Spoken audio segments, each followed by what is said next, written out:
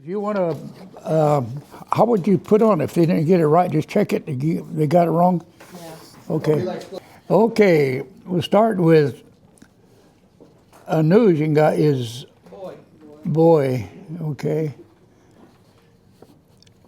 New. Man. Tonga. Big. Ujawa. Enjoyment. Good.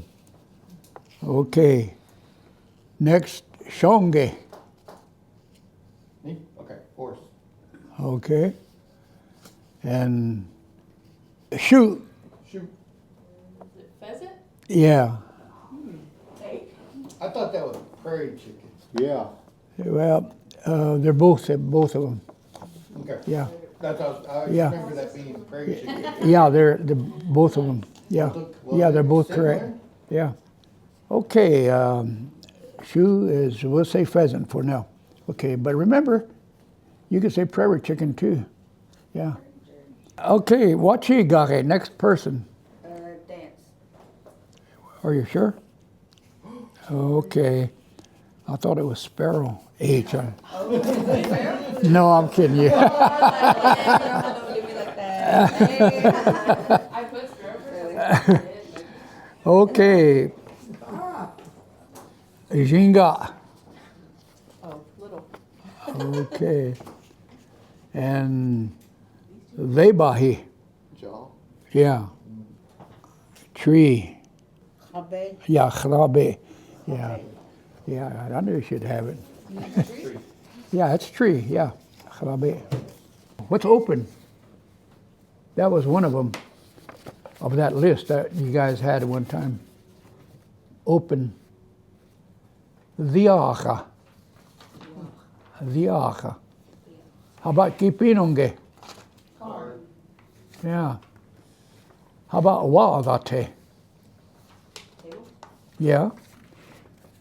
And yeah, it's table. Yeah. Couldn't it be something else too? Yeah, it can be something else. Yeah. Yeah. It can be waagate. That means food. There was a lot of them I gave to you in the past, but this was on one particular list that we had it on. What about dog? Yeah, it's shanuda, but we always say shinuda in modern times.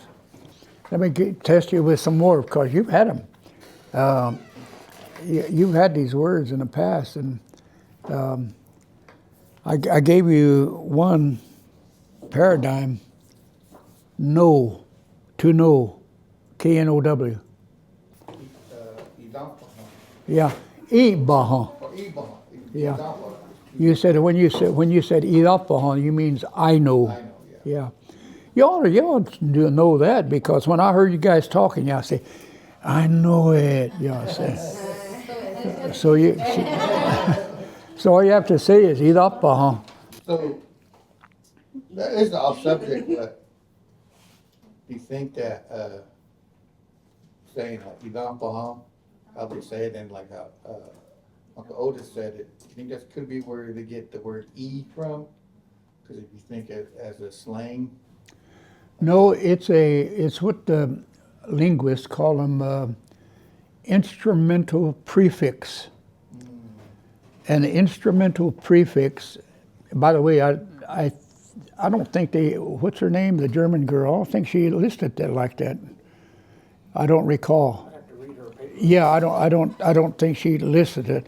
But I think it qualifies as an instrumental prefix. But we're going to get into that, by the way, of these words that go in front. Like, we got ga, the, no, ba, bi.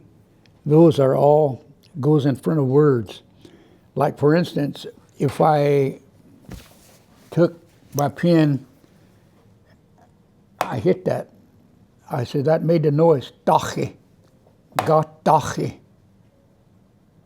That hit it. Ga is an instrumental prefix. Ga tache. So now, if I use it another way, another word, and if this was sitting here, I don't want to mess up my papers, and I was leaning on something, and then I sat down and I leaned on that, hit it like that. I bought dachi, or beat dachi. Or if I broke it, that is, if I press it down and it cracked, it's a beat dachi because I pressed on it. And so that dachi can be used. Or if it's on a floor and I stepped on it and it made that same noise, I say non dachi. Has to do with your feet. Or if somebody ran over it with their tricycle, Tracy's tricycle.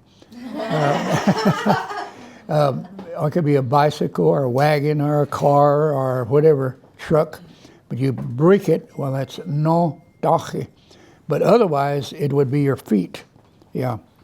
And so all of these instrumental prefixes are words that tell you how it was broken or how it was done. Like you take a bat, you hit a ball, tick, you know. That one, you would ga don't. You hit that ball and knock it way over there. So you use a ga. But ga has to do with force or power. Ga, hit it like that. Or just like I said, you got dachi, that took some power to make that got dachi sound, you know. So those are all instrumental prefixes, and so that word e, I kind of think it may not qualify it altogether, but that I don't recall that lady that did a list of them included that. I haven't read that thing for a long, long time. I know it's been a while. It's been a long time, and I read it, and but because I can't remember everything, I just use the language. I don't decipher it. You know. Now I am, but that's really important. It's a good question. Anybody else got a hard question? Yeah. Last week you were talking about quantity of something, like some coffee, you know, and all that. Would you change that to numbers? For example, like we do in English, if you wanted to say, I'm going to Starbucks to buy 3 coffees. Not buy some coffee, but I'm going to buy 3, right? 1 for myself, Yeah. and 2 for my friends, right? Would you give it a number then? Yeah. Okay. I Yeah. wasn't sure if that'd be Yeah. good. Monko sabada, but they believe me, Tamika. Yeah. Yeah, I'm going to buy 3 coffees. We do speak similar. You should know this, that our language, of all the people up north, which we call Sioux Indians, there's a variety of them. They call them, like you got Yanktons, Santees, Oglala, Hongpapa, Tetons, Assiniboines, but they don't claim, I don't think they're Sioux, but they understand each other. They don't claim to be Sioux at all. But they're kind of like us. We can, some of the Sioux groups, we can understand them. Like the Lower Brule, they call them. We have a Ponca word, we call them Sichachu. And these people speak almost like we do.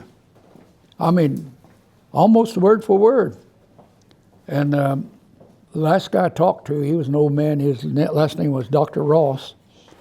He was a teacher up there in one of the colleges, and him and I talked a long time, and we found out, boy, our words just one after another, which is almost the same. The only difference was the pronunciation was a little bit different. And so you can't quite understand them if you talk directly at them, you know. And this guy, Graham Greene, in that movie, he spoke actually the Lower Brule tongue. I don't know who coached him, but you could understand what he said in there. Do you remember when he was sitting there, he told that girl, he was talking to Kevin Costner, and he told that girl to remember. He said, Gisiyo. Yeah. Gisiyo. That's the way they talk. We would say, Gisidaga. Gisidaga. I mean, remember. It's a man talking, Gisidaga. But Brule will say Gisiyo, which is, that yo part is different. That's why I say if you talk close to them, you wouldn't understand them. But if they're standing away from you, then you could hear that. You could hear the language. Yeah, it's kind of interesting. But I thought that was kind of interesting to me. Then when I talked to that Dr. Ross, we had a lot of words like that. They were practically the same all the way through. But it's interesting that some of these tribes, I think they got tangled over a whole lot longer the anthropologist will admit. They don't like to admit it, that we were in the North Country a long, long time. We weren't there just for, I think even Jim Howard, my professor in anthropology down at Oklahoma State, I think he said the Poncas were in the North Country only 200 years.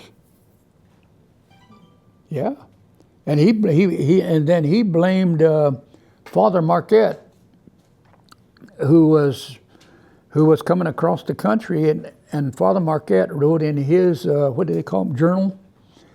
He said he meant the Poncas at the what do you call it, where the Missouri River flows into the Mississippi.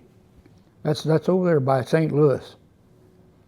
And he said the Poncas were in camp there. And he said they were on their way going north at that time, and that was in the 1600s. And that's where he got the idea that we've been up in the North Country only 200 years. But that don't prove nothing. The Osages were in Missouri, and we are the same people, and we visit each other all the time. And we do have a village site on this side of the Mississippi near St. Louis. Y'all didn't know this, but we tried to open up a casino there. And the little information that I got from a guy by the name of Griffin. And Griffin wrote a book on all the medicines that we Indian people used. And he indicated some of the medicines that the Poncas had was when they were encamped or had this village site along the Mississippi and Missouri River in Missouri. So we were down there. We go down there and had a village there. And no tell how long we stayed there. We'd probably visit the Osages because we speak the same language. They were part of the Egiha group. But now I don't know where the Otos were. But they had to be in there somewhere. They had to be among us. They just got jumbled up in there somewhere. And see, how did they end up in Nebraska too? And the Poncas knew them.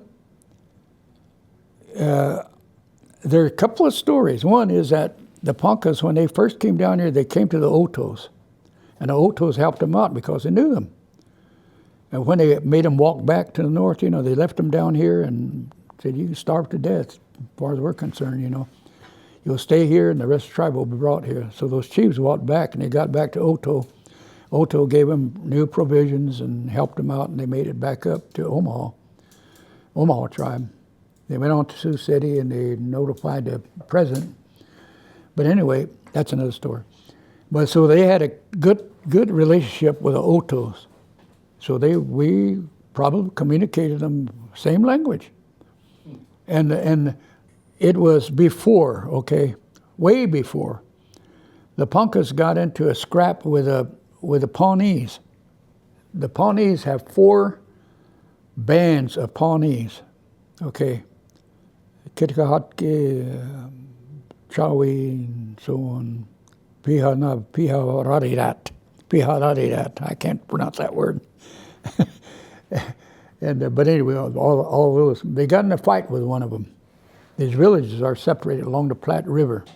They're separated. They were separated. And so this one group of Pawnees captured a Ponca Indian, and they mistreated him. And so the Ponca families and so on found out about it. So they said they want to fight him. He said, they're going to treat our guys like that. We're ready to go down and fight them. And so all of these Poncas warriors got together, and they didn't go directly down there. They went down to Oto. And so they talked to the Otos and said, you go down there and talk to the Pawnees. and tell them that we don't want to fight all of them. We just want to fight that one band. They're the ones that are responsible. So the rest of the Pawnees, the other band said, sure, to fight them, go ahead. We don't have nothing to do with that. We don't want to get into that. And so they went. The emissary, the O2 emissary, went down there and talked to him, and said, the Poncas are going to fight you guys. He didn't say nothing, but said they're going to be here any time. And so, sure enough, they went down there.